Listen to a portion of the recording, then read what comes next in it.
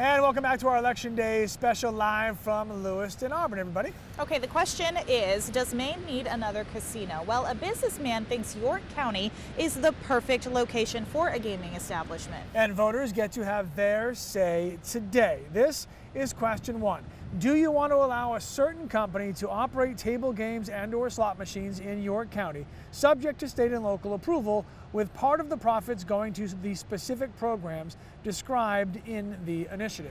All right, Chris Costa is standing by with the man behind this initiative, Shawn Scott. Hey, Chris.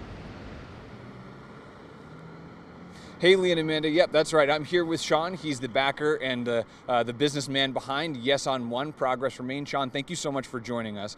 You were just meeting with some supporters in Old Orchard Beach. What was your message to them? Well, voting yes on question one is all about bringing 2,100 new jobs to Maine and $45 million in new tax revenue. That's tax revenue that goes to our schools and property tax relief. As well as that, this is about a $200 million investment coming to Maine. In addition, it'll bring 2,700 new jobs just during the construction phase alone. You've been under a lot of scrutiny, not only because of the 2003 Bangor Casino, which you sold, but how could you tell people to trust you that you won't do that with this one?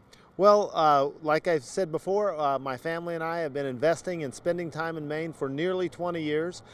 We talked about this project coming to southern Maine even back in '03 and even before that. So it's something we've wanted to do for a long time, and we think it's a great project now, especially in light of the Boston Resort soon to open next year, or within about a year and a half.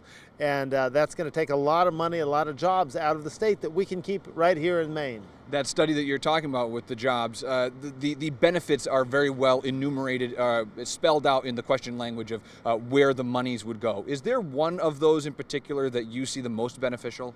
Well, I think money for the schools and money for tax relief, especially property tax relief, is a great cause. And that's where a big chunk of this money goes. Gotcha. What did you think about the Ethics Commission's findings?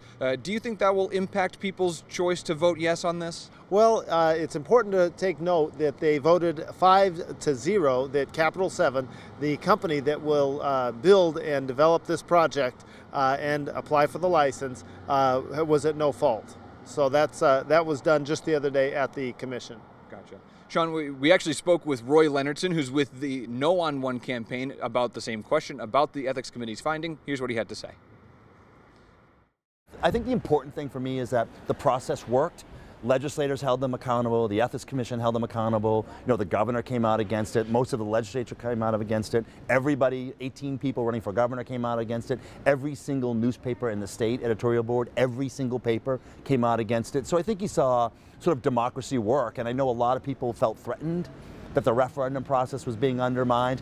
I have a lot more faith in our institutions after this, the press, government, and the voters. So I feel pretty good about it overall. We will be keeping our eyes and ears on this question as the night goes forward and as the votes come in. Mr. Scott, thank you so much for joining us. We'll see you later. And Lee and Amanda, we'll send it back to you.